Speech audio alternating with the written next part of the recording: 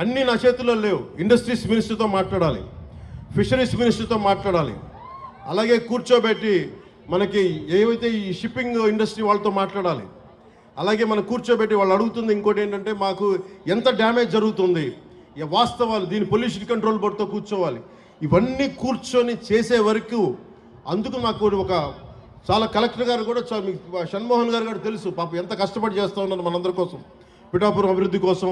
మన పాడా యాక్ట్ మన చేసాం, మనకి డెవలప్మెంట్ బోర్డు పెట్టాం పిఠాపురంకి. ఇన్ని సంవత్సరాలు ఎప్పుడు జరగల. అందుకని మీరు నా మీద నమ్మకం ఉంచి మీరు రోడ్ల మీదకి వచ్చి మీరు గొడవలు చేస్తే నేను వస్తా, మీరు తిడితే నేను పడతా. మీరు మీ ఇంట్లో కుటుంబ సభ్యుని కాదు ఇంకెవరిని తిడతారు, బయట ఉండి తిట్టరు కదా.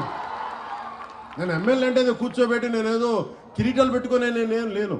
మీరు మాట పడితే భుజాల మీదకి ఎత్తుకున్నప్పుడు నా భుజం మీద దెబ్బ కొడితే నేను భరిస్తాను, ఎందుకంటే మీరు నా కుటుంబం.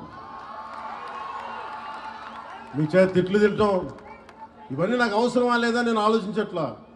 నాకు మన మత్స్యకారులు అంటే ప్రేమ కనుక నేను మాట్లాడుతున్నాను, మన సోదరులు అంటే ప్రేమ నాకు. కానీ మన జీవనోపాధి దెబ్బ తినకూడదు. జీవనోపాధి ఈ సమతుల్యత కోసం కూటమి ప్రభుత్వం ఒక ఉన్నత స్థాయి కమిటీని కూడా ఏర్పాటు చేసింది. అందుకే నాకు ఆ సమయం ఇవ్వాలని మీకు మనస్ఫూర్తిగా కోరుకుంటూ